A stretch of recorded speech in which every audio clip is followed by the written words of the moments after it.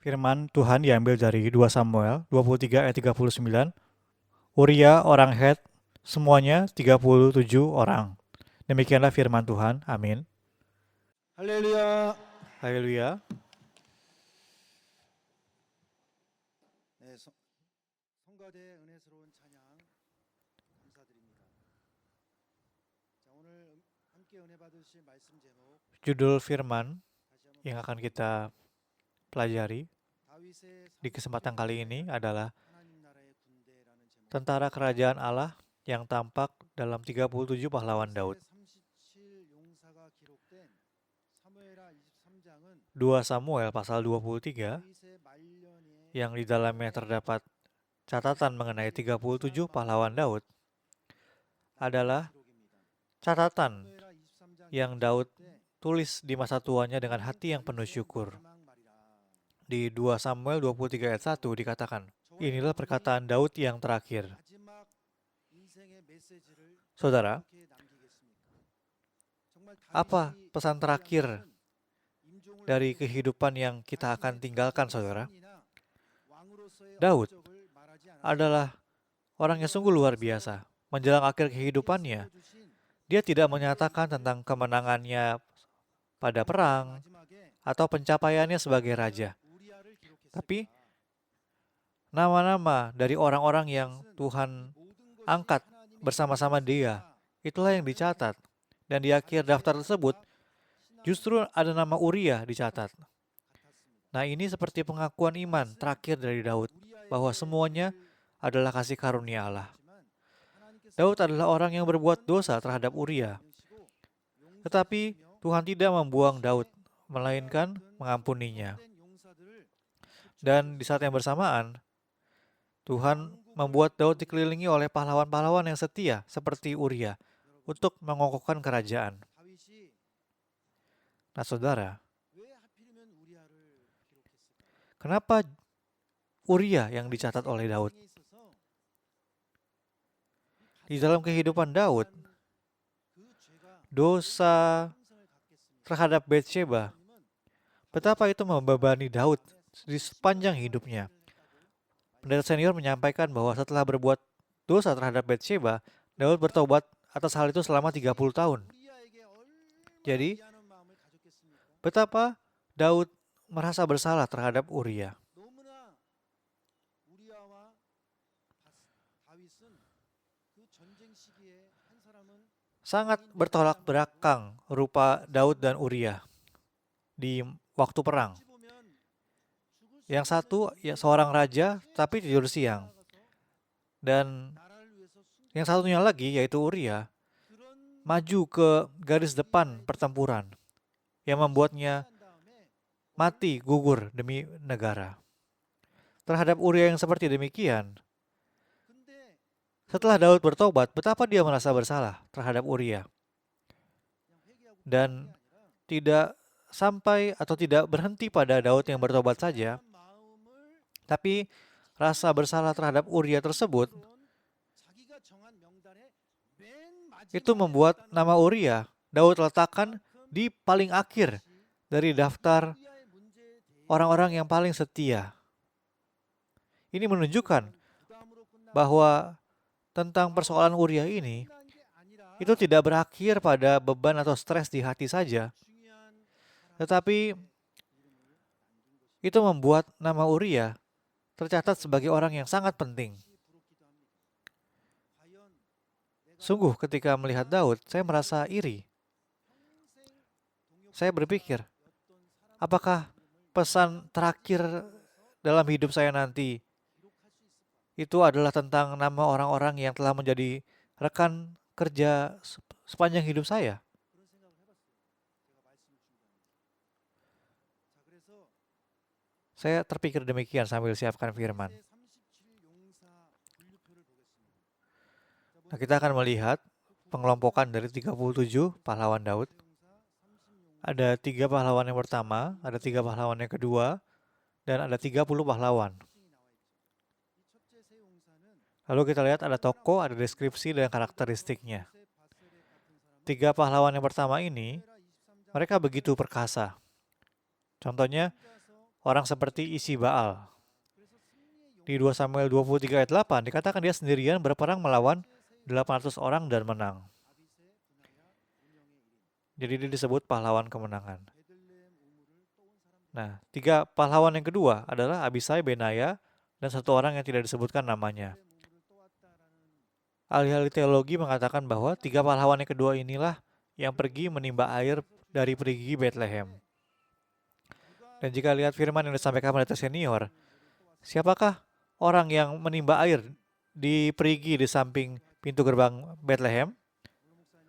Para ahli teologi mengatakan bahwa 3 pahlawan yang kedua, tapi pendeta senior di tahun 2009 dengan mengejutkan 누가 떠왔는가 mengeluarkan ini sebagai soal untuk ujian calon penetua tentang siapa yang menimba air perigi di samping pintu gerbang Bethlehem. 그거에 대한 답을 불러드리면 요셉 Dan jawabannya adalah Yosef Basebet atau isi Baal. 그 다음에 Itu adalah pahlawan pertama dari 3 pahlawan, lalu Eleazar dan Abisai. Pendeta senior mengatakan bahwa Abisai ini adalah orang yang dipanggil Daud di waktu-waktu yang paling mendesak, di saat yang paling penting. Ketika demikian, Daud bertanya, di mana Abisai? 사 중에 영사였다는 것입니다. Jadi seperti pahlawan di atas pahlawan. 실제 숫자를 말하는 게 아니라 Lalu 30 pahlawan, itu apa?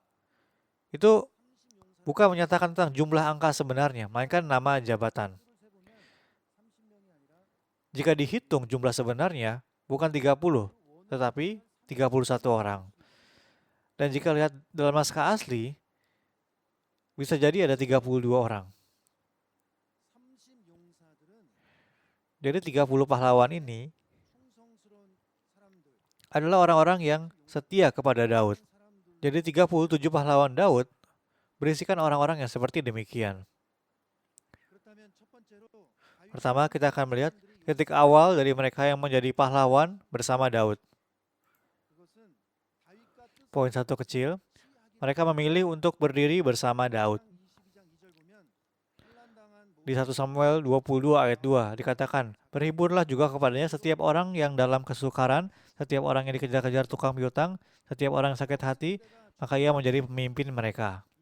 Dalam suasana ketakutan, di mana pasukan Saul sedang 다윗에게 나가 berpencar mencari ke seluruh negeri, 결정이 아니라 untuk berkumpul kepada Daud itu bukanlah keputusan yang mudah. 적으로 찍히고 자기 Akan dicap sebagai pemberontak negara, 그런 dan keluarga pun bisa hancur. 을 선택하느냐 그 결정의 기로에 Jadi, 놓일 수밖에 untuk mereka memilih bergabung bersama Daud, 그들은 세상의 권력을 itu adalah dalam 하나님께서 pilihan 함께하시는 mereka 선택했습니다. yang memilih Daud yang disertai Allah daripada Saul yang memegang kekuasaan duniawi. 찾지 못했는데 Maka pertanyaannya saudara, pasukan Saul yang sebanyak 3.000 orang tidak bisa menemukan Daud. Lalu bagaimana 400 orang ini 22장은 yang berkumpul di Gua Adulam, bagaimana mereka bisa menemukan Daud? 굴에 모여든 Di 1 Samuel pasal 22 dinyatakan bahwa orang-orang yang berkumpul di tempat 어떻게 kelima pelarian Daud di Gua Adulam adalah 400 orang. Bagaimana Saul yang mencari dengan level negara itu tidak bisa menemukan Daud, tapi orang-orang ini bisa menemukan Daud? 이 모욕고라는 단어가 원어로 보면 Kata berhimpunlah atau berkumpul 따라온 게 아니라 dalam bahasa asli bentuknya jamak. Jadi mereka tidak datang sendirian, 와우 계속 melainkan datang berdua atau lebih. Dan bentuknya waw konsekutif. 와우 계속법은 바로바로 왔다. Artinya 그러니까 mereka langsung atau secara beruntun datang. 군대가 찾지 못했지만 Jadi meskipun pasukan Raja Saul tidak bisa menemukan Daud, 하나님께서 사울이 찾지 못한 다윗을 kita bisa lihat di handout, Allah membuat orang-orang yang dalam kesukaran, yang berhutang, dan yang sakit hati bisa menemukan Daud. 대성에 와서 Daud yang tidak bisa ditemukan oleh Saul. 여러분 대성에 Maka 참석한 목적이 뭡니까? ketika kita datang ke retret ini saudara, apa satu hal yang penting? Apakah untuk bertemu dengan orang, 진짜 뭐 직장 문제 때문에 왔습니까? atau kita datang karena masalah pekerjaan? 그러면 사실 Kita datang semata-mata untuk menerima kasih karunia Tuhan. 10년간의 도피 생활 가운데 가장 Jadi, bagi Daud, selama 10 tahun kehidupan pelariannya, hal yang paling penting itu apa? 한마디로 한 단어로 줄이라고 한다면 Jika kita ekspresikan itu dalam satu ungkapan, 다윗은 maka itu adalah suatu pertemuan. 10년 동안 Daud 갖지 않았어요. 갖고 싶지 않았어요. benar-benar tidak 없는 사람 sembarangan bertemu selama 10 tahun itu. 쓸데없는 사람 만났다가 사울한테 Jika bertemu orang dengan sembarangan, maka ketahuan dia kan, 대성에 참석해서도요. jika itu mata-mata.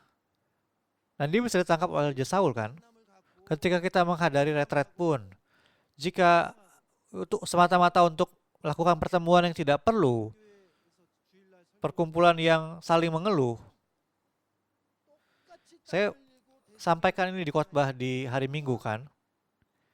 Kita sama-sama berkeringat melayani di retret ini, 제가 그 설교를 했더니 tapi kita berkata kan, oh jerih payah ini, kita bersyukur ya. 목사님 Ada seorang pemuda yang berkata, pendeta, 질 나는데 meskipun udaranya sangat panas, tapi saya sangat bersyukur. 그렇게 얘기한 사람이 있었어요. Atas keringat yang bisa mengucur ini saya bersyukur. 그런 Di hari pertama saya dengar yang berkata demikian. 하는 대화 아닙니까? Bukankah 그러니까 itu adalah satu percakapan yang menunjukkan hati yang 오늘 sungguh-sungguh berusaha? 성경 말고도 봉사 Maka saya bertanya saudara, 계신 분도 있어요. 아유, 3일째가 되다 보니까 ada orang-orang yang mendengar firman di berbagai tempat kan? 집에 가고 싶은 마음밖에 없습니다라고 Mungkin ada yang berpikir, aduh harinya sangat panas ya. Aduh saya ingin cepat pulang. Mungkin ada yang berpikir seperti itu. Tetapi setelah retret selesai, saat Allah melihat saudara, apa yang paling berkesan? 이렇게 저처럼 강의하는 Mendengar firman itu penting, 원로 목사님은 항상 헌신 membeli pelajaran itu penting, tapi pendeta senior selalu menekankan tentang pengabdian dan pelayanan. 보이지 않는 곳에서 그렇게 헌신 봉사하는 분들이 Oleh karena itu, 때문에 oleh karena ada orang-orang yang melayani dan mengabdi di tempat yang tidak kelihatan, maka seluruh tempat retret ini bisa retret ini bisa berjalan dalam penuh kasih karunia. 그 굴에 갑자기 이름 생각이 안 나네. Pada retret ini, tadi saya melihat di gua doa, 교회로 갔어요. saya pergi berdoa ke sana, dan saya menerima kasih karunia yang tidak terbayangkan. 그 중에 들어가요. Jika ada top 3 hal yang paling penuh kasih karunia dalam retret kali ini, 그냥 무조건 그렇다고. maka tempat doa itu termasuk di dalamnya. 또 Saudara-saudara yang sudah ke sana, apakah benar tidak? 하면 좋겠다라는 생각을 했어요. Sampai saya berpikir, 초초에서 ah, tahun depan ini harus terus berlanjut ya. Begitu masuk ke tempat doa itu, 기도의 은혜가 seluruh kasih karunia doa itu, 이런 얘기를 할 때는 제 saya 기도에 selalu katakan ini kan, 물어봤어요. ini bukan pendapat pribadi saya. 똑같은 얘기. Maka saya tanya ke semua orang juga, dan mereka mengatakan hal yang sama. 들어가는 순간 Ketika masuk ke tempat doa itu, 기도하러 오신 우리 성도님들에게 kepada seluruh jemaat kita yang datang untuk berdoa, 하는데 Allah memberikan kasih karunia bahkan sebelum mereka berdoa. 여러분 특히 Oleh karena itu saudara, 계신 봉사하신 분들 khususnya yang sedang bersusah payah melayani, 세계가 끝나는 순간 ketika retret itu selesai, 수고하신 거 기억해 주시고 Allah tidak hanya akan mengingat jerih payah saudara, melainkan pasti akan memberikan kasih karunia yang dahsyat. 주신다는 것을 믿어지면 아멘 하시기 바랍니다. Jika saudara percaya, katakanlah amin. 항상 설교하실 때 믿어지면 아멘 하시기 Pendeta senior ketika berkhotbah sering berkata begini kan, jika percaya, katakan amin. 불필요한 만남은 Jadi yang penting itu apa saudara? 나는 대성에 오기 전부터 정말 은혜스러운 Bukan untuk pertemuan yang tidak perlu kita datang ke retret. 일강을 들었는데 Sebelum datang ke retret pun kita telah menerima kasih karunia. 봉사했지만 Juga firman-firman yang belum kita pahami sampai sejauh ini, 그냥 몇 마디만 oh ketika dengar firman 듣고도 바빠서 못 들어. jadi sadar, oh itu sangat baik ya. 그러한 만남을 꿈꾸시기 바랍니다. Saudara, pertemuan di mana kita saling bersyukur 자로 인정. dan mengingat kasih karunia, betapa baiknya itu. 간이 되었고 Yang kedua, mereka mengakui dan mengikuti Daud sebagai pemimpin mereka. 통치자, 군 왕입니다. 이것은 Pemimpin, 여기서 군 bahasa Ibrani Sar, 이사야 9장 6절에 평강의 berarti pemimpin, penguasa atau raja. Di Yesaya 9 ayat 6 dikatakan mengenai raja damai. 나이는 어렸지만 Bahasa aslinya penguasa damai. 어떤 악조건의 Di sini artinya, meskipun Daud masih berusia muda, tapi ketika orang-orang ini dalam situasi yang buruk seperti apapun bersama dengan Daud, hati mereka menjadi tenang. Bagaimana bisa demikian? Meskipun dia masih berusia 20-an awal, bagaimana orang semuda itu bisa menjadi pemimpin dan penguasa atas 400 orang? Dan bukan hanya itu, penguasa yang memberikan kedamaian dalam perang, sehingga mental tidak menjadi goyah. Kedepannya Daud, ketika krisis sungguh-sungguh datang, Daud dia kembali sadar dan berdoa. Kita banyak melihat adegan seperti demikian. Orang-orang yang berkumpul di Gua Adulam tidak sekedar mengikuti Daud, melainkan mereka menerima Daud sebagai pemimpin mereka. Ini adalah bayangan tentang bagaimana orang-orang akan menerima Yesus Kristus sebagai juru selamat dan raja mereka. Pendeta senior berkhotbah selalu bersaksi tentang hanya Yesus. Seri sejarah penebusan pun berisikan hanya Yesus. Jadi tokoh-tokoh besar di Alkitab telah hidup dalam kehidupan yang hanya Yesus. Dan Daud adalah salah seorang di antaranya. Jadi lewat Daud, dalam kondisi yang seburuk apapun, berkat kedamaian diizinkan bagi mereka, bagi orang-orang itu. Oleh karena itu, dengan firman yang diberikan hari ini, betapapun di keluarga, di pribadi, atau di gereja, ada kondisi yang buruk seperti apapun, kiranya lewat retret ini, Allah mengizinkan kasih karunia yang dahsyat. Kasih karunia yang akan turun secara langsung ke tempat kerja, ke keluarga, ke pribadi, saudara sekalian masing-masing. Bahwa dalam kondisi seburuk apapun, Tuhan akan membuat saya dan saudara melihat kasih karunia yang dahsyat, yang tidak tergoyahkan. Percayalah akan hal itu, saudara. Daud, pendeta senior berkata bahwa dia itu seperti orang bodoh. Seperti orang bodoh yang tidak marah kalau dia apa-apakan. Kita lihat ada khotbah beliau yang mengatakan kan, kasih karunia untuk menjadi seperti orang bodoh. Artinya semakin menerima kasih karunia, akan tidak selalu mengedepankan otak. Oh, kalau saya begini kepada orang itu, maka orang yang berkuasa itu pasti akan bagaimana kepada saya. Akan bisa memberikan untung kepada saya. Bukan seperti itu. Tapi seperti orang bodoh yang hanya taunya firman, hanya taunya kasih karunia, itu lebih baik daripada menggunakan otak atau pikiran manusia. Nah, poin 2 besar, kita akan melihat perubahan yang terjadi pada orang-orang yang bersama Daud. Poin 1 kecil, mereka mengalami kasih karunia bahwa terselesaikannya kesusahan mereka. Orang-orang yang berkumpul pada Daud di Gua Adulam sebenarnya adalah orang-orang yang masalah pribadi mereka masing-masing sangat besar. Ada yang dalam kesukaran, ada yang penghutang, ada orang yang sakit hati atau kecewa. Begitu sakit hati kan artinya kalau sampai ditulis mereka orang-orang sakit hati. Kalau kita lihat tabel ini, ada jenis orang yang berkumpul di Gua Adulam. Adalah dalam kesukaran, dalam dikejar tukang piutang, dan sakit hati. Tapi di saat bersama dengan Daud, mereka mendapat penyelesaian, mendapat perlindungan dari kesukaran, persoalan keuangan mereka terselesaikan, dan menerima penyembuhan di hati mereka. Jadi seperti Daud, mereka berubah dari status buronan menjadi orang-orang yang terlatih. Kenapa? Karena dikatakan mereka menjadi orang-orang yang menyandang pedangnya masing-masing. Di 1 Samuel 25 ayat 13 dikatakan, berkatalah Daud kepada orang-orangnya, kamu masing-masing sandanglah pedang. Lalu mereka masing-masing menyandang pedangnya. Daud sendiri pun menyandang pedangnya.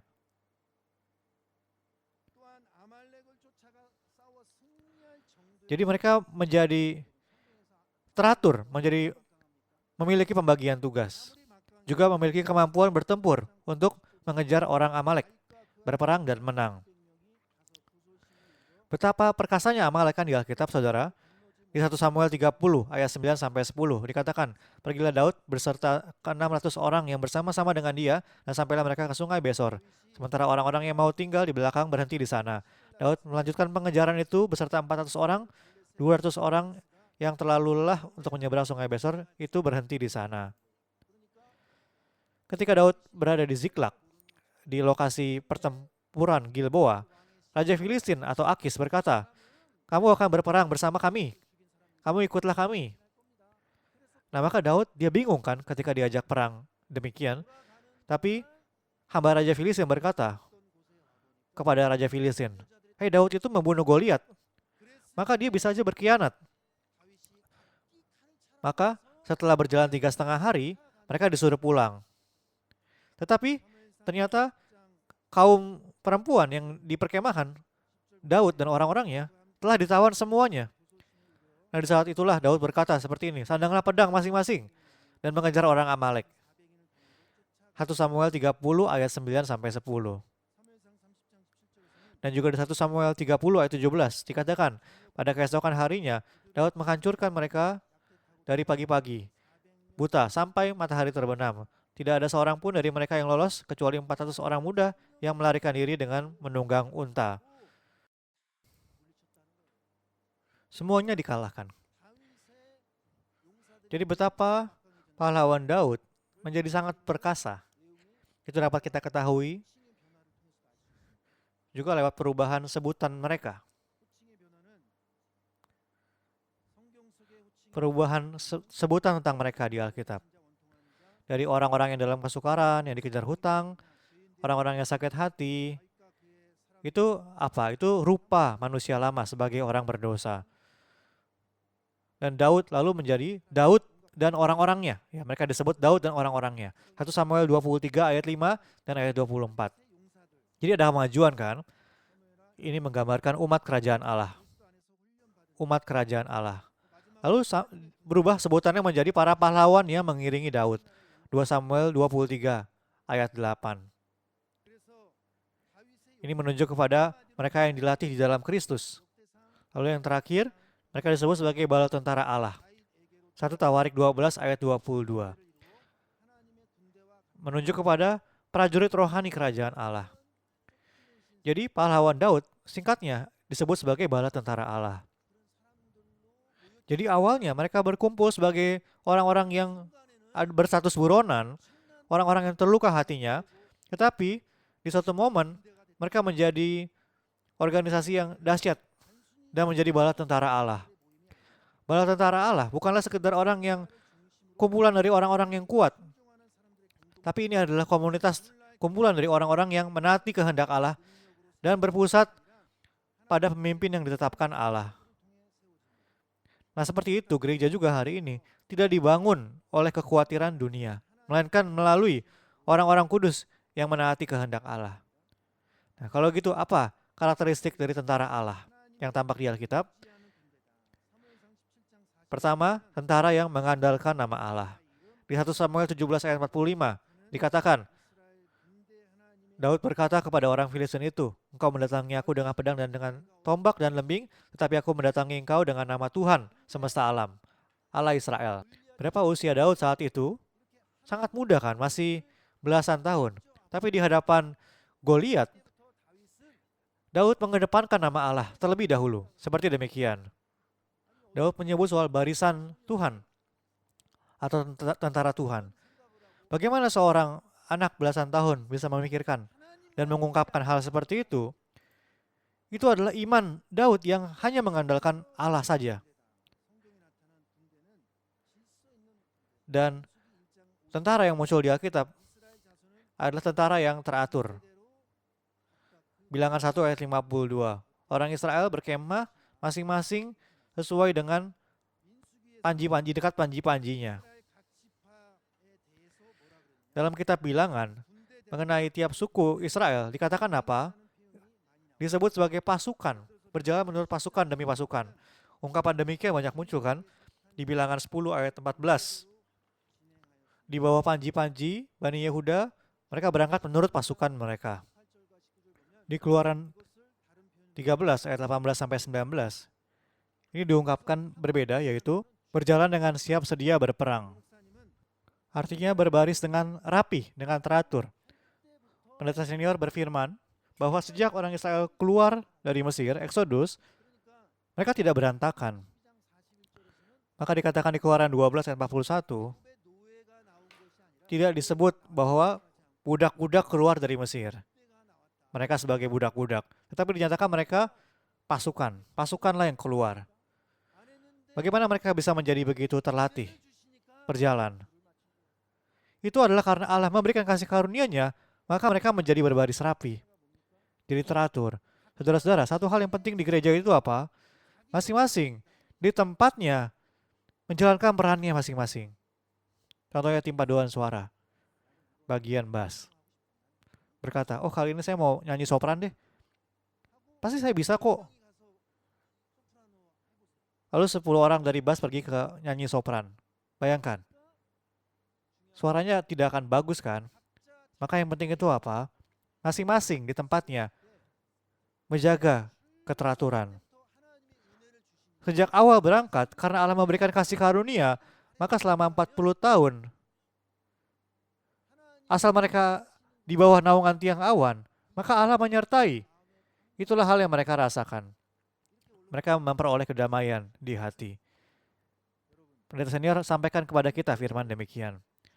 Saudara, saudara tahu apa yang paling penting dalam tentara? Dalam tentara itu yang penting adalah semangat juang.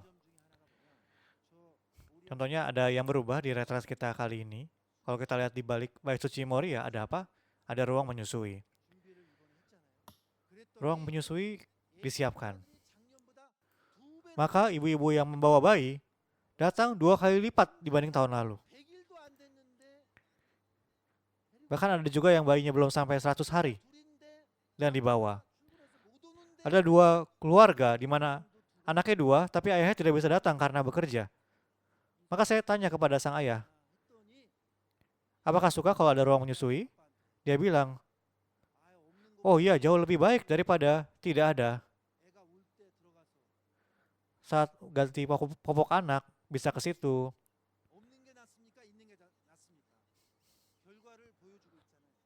Saat bayi nangis bisa ke sana. Saudara, lebih baik ada atau tidak ada?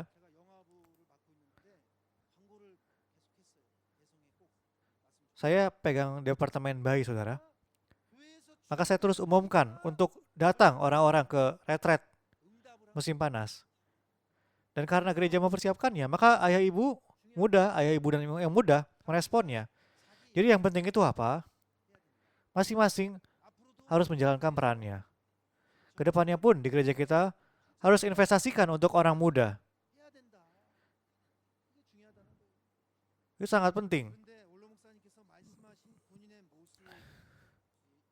Gambaran dari prajurit yang sering disampaikan pendeta senior. Dalam keseharian, apa yang paling penting? Saya coba pikirkan. Saudara, sikap dasar bagi prajurit itu apa? Siap, gerak. Jemaat kita pasti paham kan? Sikap paling dasar bagi jemaat kudus itu apa? Ibadah.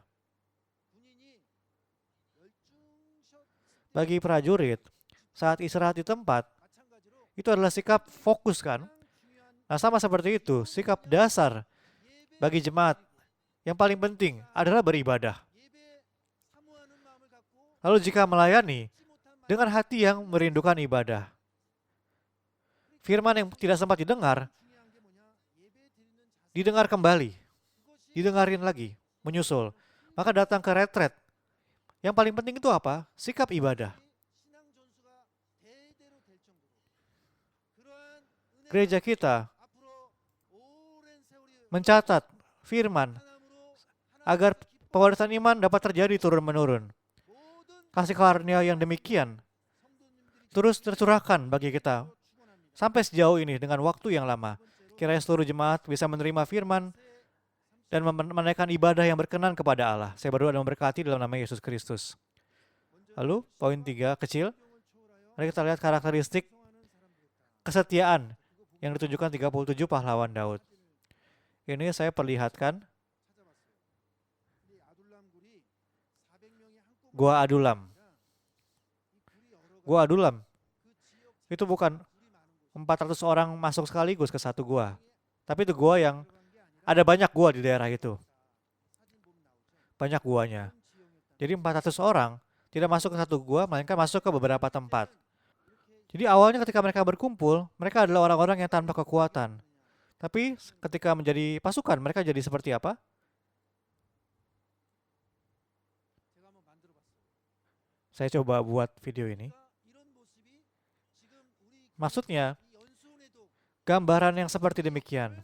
Gereja kita pun, di tempat retret ini, ada banyak orang yang menjalankan perannya masing-masing. 아까 제가 동굴 Tadi, ketika saya ke goa tempat doa, 성도님께서 얼마나 더운지 ada jemaat pria kita yang karena sangat panas, 작은 초소에서 bertugas di pintu gerbang, lalu pingsan di pos kecil itu. Betapa panasnya cuaca ini, banyak orang berjerih payah di luar, tapi meski demikian, tidak mengeluh dan menjaga posisinya. Betapa bersyukurnya kita. Nah, poin 3 besar, karakteristik kesetiaan yang ditunjukkan oleh 37 pahlawan Daud. Setia tanpa memandang latar belakang atau keadaan mereka. 2 Samuel 23 ayat 37. Muncul orang Amon, pembawa senjata Yoab, anak Zeruya. Yoab itu berikutnya mengkhianati Daud kan?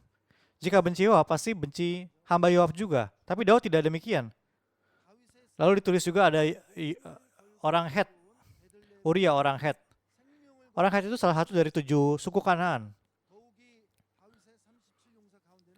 Jadi, di antara 37 pahlawan Daud, perkasa, pahlawan Daud, ada banyak orang asing.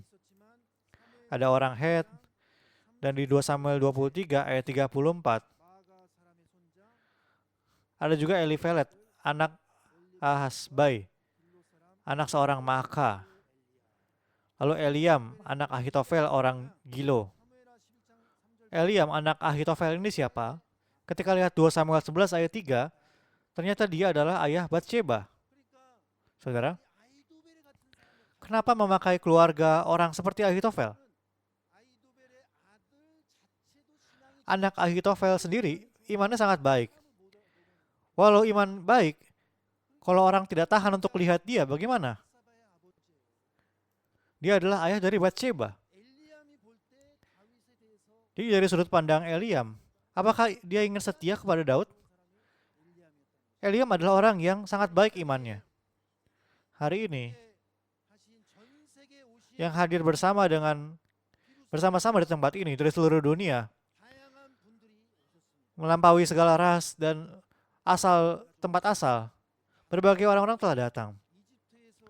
Tidak bisa diperkenalkan semuanya, tapi di antara pendeta yang datang dari Mesir, ada wakil ketua persekutuan Kristen, di mana di bawahnya ada 16 denominasi dan 100 gereja di bawah sinodenya. Di antaranya ada pendeta yang mengembalakan 5.000 jemaat. Populasi Mesir itu berapa? 112 juta orang. Itu berapa kali lipat negara kita? Umat Kristennya ada 110.000 orang. Jadi berbagai orang telah datang di zaman yang sekarang generasi-generasi terhubung seperti saat ini. Semua generasi bergabung, ada anak SD, ada penetua, ada remaja juga di lantai 2. Dan beliau tersentuh karena ada gereja yang mengadakan retret besar seperti ini, yang bisa bergabung generasi-generasi seperti ini. Beliau berkata demikian. Jadi kita merasa ini biasa saja, tetapi ini adalah karena kasih karunia kita bisa seperti sekarang ini. Jadi ini menunjukkan bahwa kerajaan Daud menerima orang-orang setia tanpa memperdulikan silsilah. Dan ini menjadi bayangan dari Kristus di kemudian hari akan memberitakan Injil hidup kepada segala bangsa. Sama seperti air dari perigi Bethlehem dibawa kepada Daud. Setelah orang-orang menerobos perkemahan orang Filistin, Injil hidup pun di dalam Kristus akan melampaui segala batasan dan disebarkan ke seluruh dunia. Maka ketika kita lihat 2 Samuel 23 ayat 14-16, Daud merindukannya. Kita lihat ayat 15. Timbullah keinginan pada Daud dan ia berkata, sekiranya ada orang yang memberi aku minum air dari perigi Bethlehem yang ada dekat pintu gerbang. Lalu ketiga pahlawan itu menerobos perkemahan orang Filistin. Mereka menimba air dari perigi Bethlehem yang ada dekat pintu gerbang, mengangkatnya dan membawanya kepada Daud. Daud tidak mau minum itu, melainkan menuangkannya sebagai korban curahan bagi Tuhan. Ketiga pahlawan itu betapa hebatnya. Jarak ke Filistin itu sekitar 25 kilo. Kata menerobos di situ, di ayat 16. Dalam bahasa Ibrani adalah bakah. Kata ini di Mazmur 78 ayat 15. Berarti membelah batu saat air keluar di padang gurun. Jadi tiga pahlawan itu bukannya sembunyi-sembunyi membunuh beberapa orang lalu mengambil air. Mereka membelah hancur seluruh perkemahan pasukan Filistin. Dan mereka membawa air itu dengan mempertaruhkan nyawa. Maka hari ini bagi kita pun, terhadap masalah-masalah keluarga yang tidak terkatakan, masalah dalam pekerjaan atau usaha yang dikepung musuh seperti Filistin, dikelilingi kabar buruk di mana-mana, tetapi hari ini seperti ketiga pahlawan Daud ini, kiranya ini menjadi retret yang penuh dengan kasih karunia yang dahsyat untuk kita menjadi orang-orang yang setia dan tulus kepada Allah, yang bisa membelah seluruh masalah dan menerima kasih karunia keluarnya air kehidupan. Percayalah bahwa Allah secara khusus akan menyelesaikan persoalan-persoalan saudara lewat retret kali ini. Amin.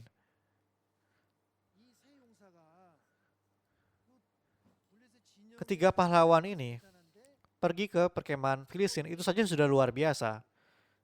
Tapi mereka bawa kembali airnya dengan tidak tumpah sejauh 25 km. Karena ada kesetiaan seperti demikian, Daud tidak sanggup untuk meminumnya. Itu dijadikannya persembahan bagi Allah. Dituangkannya ke tanah.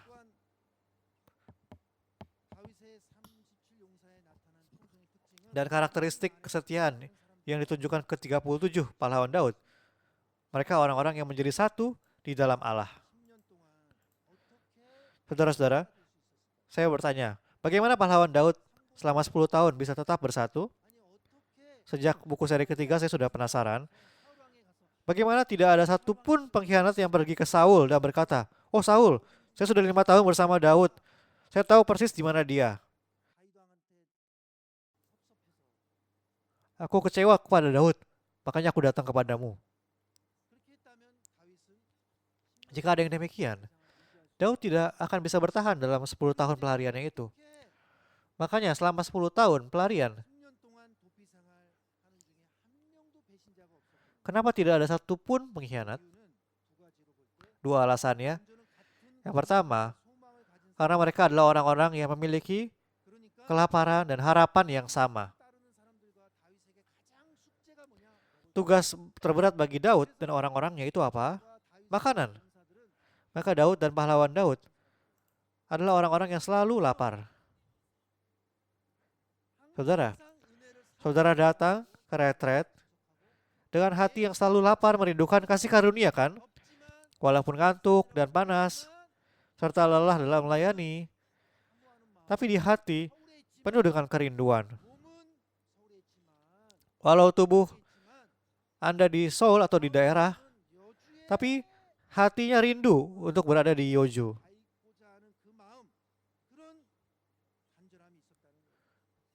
Ada kerinduan yang dalam seperti itu kepada orang-orang yang tidak bisa hadir juga. 1 Samuel 23 ayat 12 dikatakan, akan diserahkan oleh warga-warga kota Keila itu ke aku dengan orang-orangku ke dalam tangan Saul. Firman Tuhan berkata akan diserahkan. Nah saudara, betapa dahsyatnya jawaban ini. Asal Daud berdoa, Tuhan memberikan jawaban. Contohnya jika salah satu dari saudara bertanya, usaha saya sedang krisis, bagaimana jadinya ya? Lalu jawabannya keluar, wah akan hancur. Bayangkan jika mendapatkan jawaban seperti itu. Salah dengar kali ya? Hampir setiap kali Tuhan memberikan jawaban. Kalau begitu apakah bisa tidur nyenyak? Daud dan orang-orangnya menerima jawaban ini. Lalu betapa mereka memohon dan berdoa. Saudara, kita menghadiri retret ini sendiri.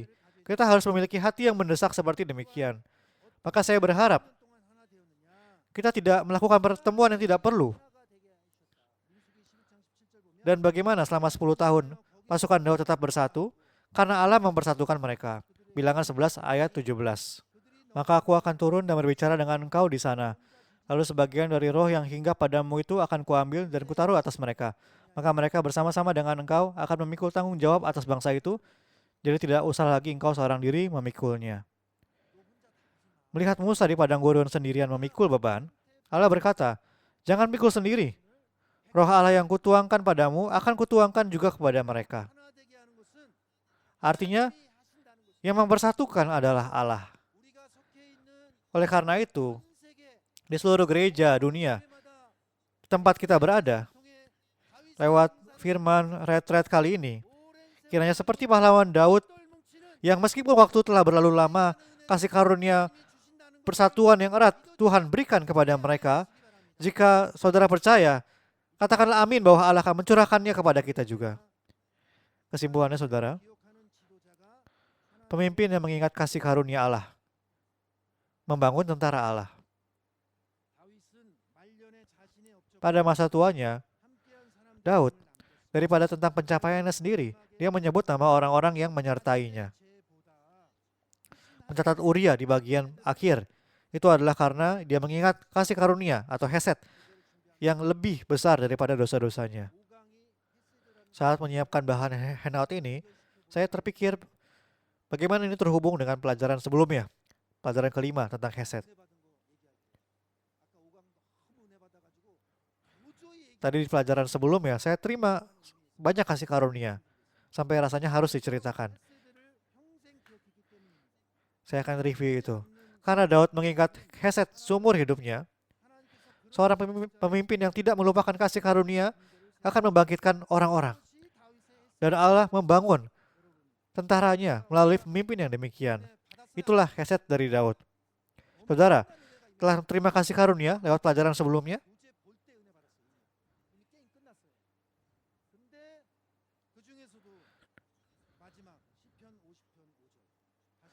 Dan dari antara kasih karunia yang diterima itu, di Mazmur 50 ayat 5, ayat terakhir, disebut ungkapan orang-orang yang kukasihi. Bahasa Ibraninya hasid. Yaitu apa? Orang-orang yang mempraktikkan hesed. Jadi di mata Allah, jemaat yang sejati itu apa? Itu adalah orang-orang yang menerima kasih karunia dan rahmat Allah. Dan tidak hanya itu, tapi apa gunanya banyak terima kasih jika kelakuannya buruk kan? Sebanyak apa firman yang diterima, maka perbuatan dalam hidup pun bukan hanya menunjukkan kasih manusiawi, tapi memeluk kemurahan hati, rahmat dan kasih Allah. Walaupun tidak suka, tetap mendoakan, tetap menolong, tetap membimbing. Orang seperti itulah jemaat yang sejati. Dan ibadah yang diterima Allah adalah ibadah yang dari orang-orang yang demikian. Maka saudara yang hadir di tempat ini sendiri, saya percaya saudara telah menerima berkat hesed, kasih Allah. Maka saudara pulang ke rumah, ke keluarga, ke lingkungan saudara masing-masing. Saudara menjadi orang-orang yang mempraktikkan hesed, menjadi umat pilihan Allah yang berusaha keras dalam mempraktikkan hesed. Saya berdoa dan memberkati dalam nama Yesus Kristus. Dan pemimpin yang mengingat hesed adalah pemimpin yang membangun tentara Allah. Sikap pemimpin seperti demikian adalah bersaksi tentang kasih karunia Allah, bukan tentang kesetiaan manusia. Jika lihat 37 pahlawan Daud, Daud tidak sedang coba mengatakan bahwa mereka adalah orang-orang yang benar-benar baik. Melainkan Daud menyampaikan tentang kasih karunia Allah, bahwa Allah mengizinkan orang-orang ini untuk menyertaiku. Dengan menempatkan Uria di yang terakhir, di 37 pahlawan Daud tersebut, itu adalah untuk bersaksi tentang kasih karunia atau hesed Allah yang memegang erat dirinya, terlepas dari dosa-dosanya sampai akhir.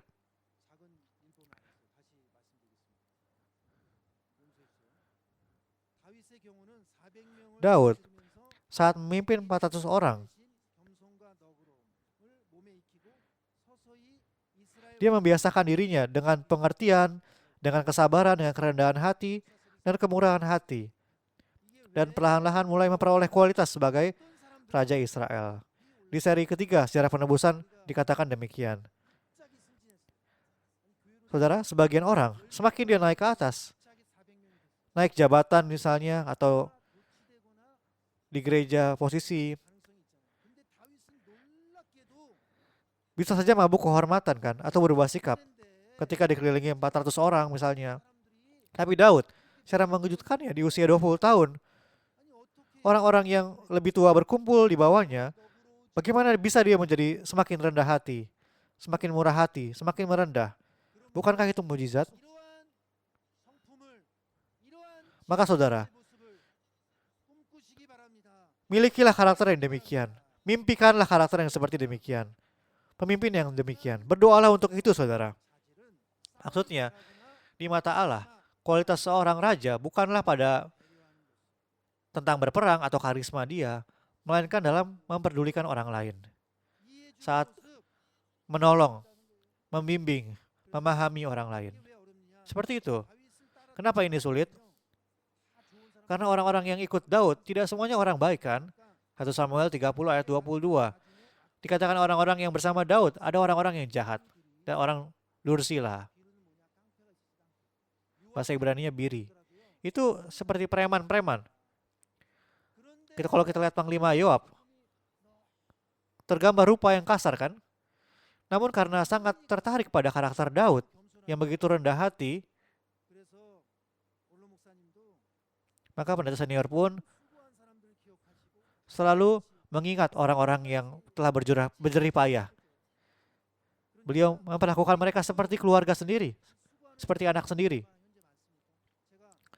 Saya cari tahu berapa banyak pemuda yang berjerih payah melayani. Ada 83 orang melayani di retret kali ini. Betapa luar biasa dan bahagianya. Membanggakannya. Di tengah cuaca panas dan bercucuran keringat ini terus melayani.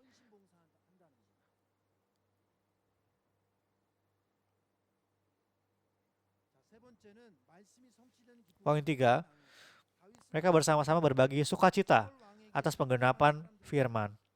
Orang-orang yang ikut Daud adalah mereka yang kecewa pada Raja Saul. Tetapi alasan mereka membagikan suka dan duka bersama Daud selama 10 tahun adalah karena mereka mengalami proses di mana kerajaan Allah yang adalah bayangan dari kerajaan Mesias ditegakkan lewat Daud. Karena Daud menjadi bayangan dari Yesus, kerajaan Daud adalah kerajaan mesianik.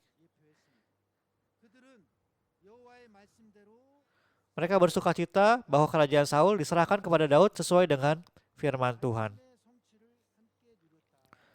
Mereka menikmati tergenapinya firman Tuhan bersama-sama.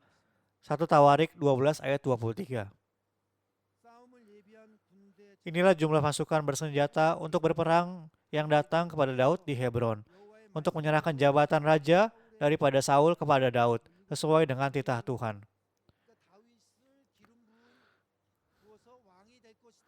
Daud diurapi menjadi raja. Itu adalah penggenapan firman dan mereka bersukacita bersama-sama.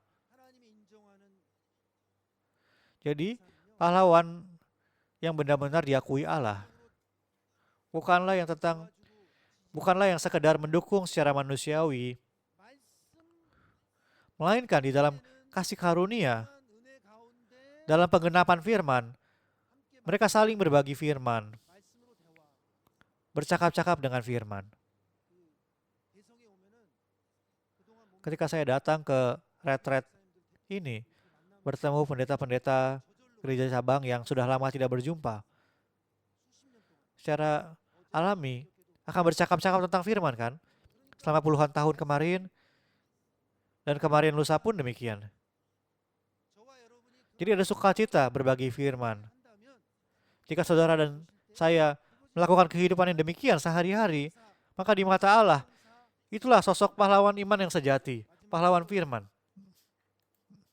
Dan terakhirnya, Pahlawan Daud menjadi bayangan murid-murid yang dipanggil sebagai tentara Kristus. Pahlawan Daud bukanlah berkumpul berdasarkan silsilah atau latar belakang mereka, melainkan oleh kasih karunia. Yesus pun memanggil pemungut cukai, nelayan, dan Simon orang Zelot yang latar belakangnya berbeda menjadi murid dan menegakkan mereka sebagai tentara Allah. 하나님의 군대로 세우셨습니다. 그러니까 다윗이 예수님을 대표했기 때문에 Karena Daud menjadi bayangan dari Yesus, pahlawan Daud pun memiliki persamaan dengan murid-murid Yesus. 예수님께서 다양한 출신을 Sama seperti Yesus memakai berbagai 다윗의 orang-orang dengan berbagai latar belakang, di antara pahlawan Daud pun, seperti yang tadi saya sampaikan, ada Eleazar dari suku Benyamin, 베냐민 지파 sukunya Saul. 도 있었고 밧세바의 아버지 Juga ada Eliam, ayah dari Batsheba, 일리암도 있었고 anak Ahitofel. 인간적으로는 Secara manusiawi, 어려운 사람들이었죠. itu sulit, adalah orang-orang yang sulit untuk dikumpulkan bersama-sama. Tetapi dalam kehendak dan kasih karunia Allah, 이처럼 terwujudlah tentara Allah. Seperti demikian, pahlawan-pahlawan Daud adalah bayangan yang memperlihatkan 그리스도와 tentang Kristus 의 모습을 dan murid-muridnya 보여주는 yang akan memanggil orang berdosa dan mengangkat mereka sebagai tentara Allah.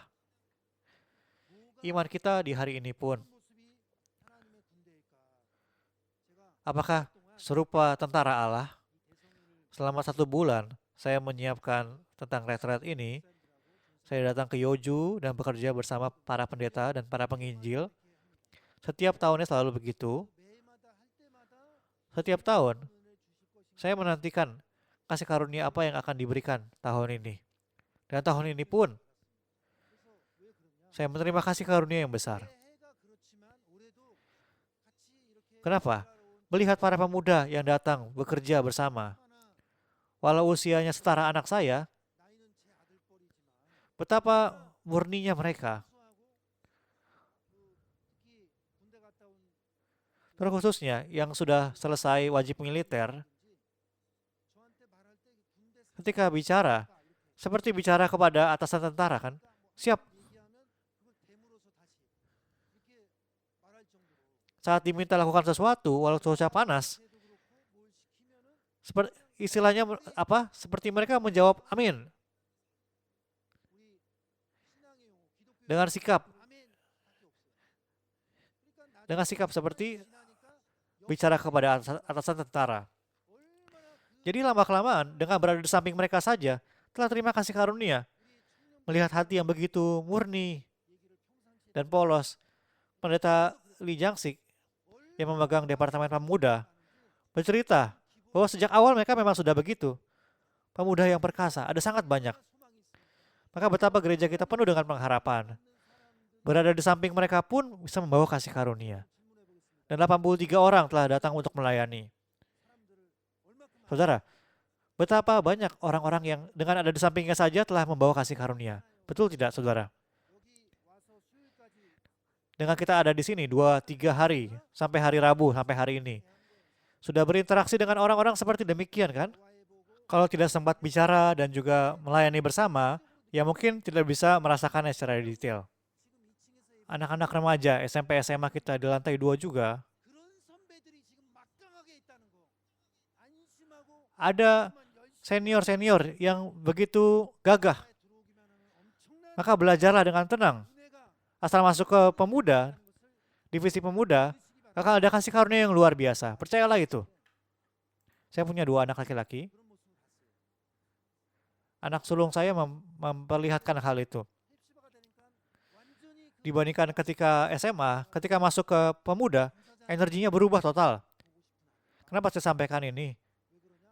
그 Maka betapapun lelahnya, 그러니까 pendeta seni ini harus berpesan untuk adakan pembersihan, bersih-bersih setelah retret. Masih ingat kan saudara, meskipun capek. Maka besok ada bersih-bersih. 그게 Jangan bawaannya mau langsung pulang saudara. 항상 기억나시죠? 그러니까 내일 청소했는데 나 오늘 Pendeta senior sering katakan itu kan, 아니 예를 들어서 권사님이 10명이 하던 거를 3명이 한다. 예를 드는 거예요. 좀 피곤하게 힘들겠어 안 힘들겠어? 근데 misalnya dari 10 orang petugas bersih-bersih. 3 orang tidak hadir. Jadi lelah kan? Tapi meskipun sangat lelah pun, pemuda kita melayani dengan tenang, penuh kasih karunia. Kasih karunia dahsyat ini di gereja kita dan di gereja dunia. Mereka lah yang akan menjadi pekerja-pekerja di masa depan. Percayalah saudara. Percayalah saudara, dengan berkat demikian akan terjadi pewarisan iman dan pelayanan serta pengabdian.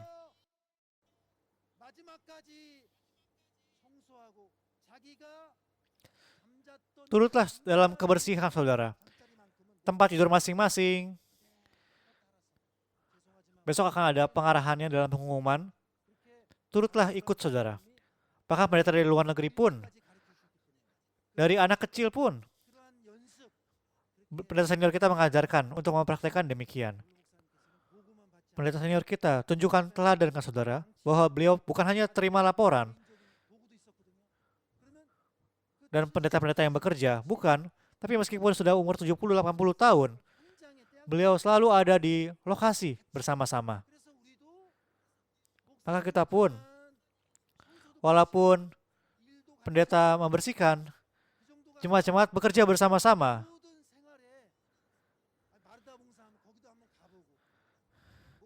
Lihat saudara pelayanan dari Marta. Lihat juga tugas di kantin ya Marta. Dan juga tugas di pintu gerbang.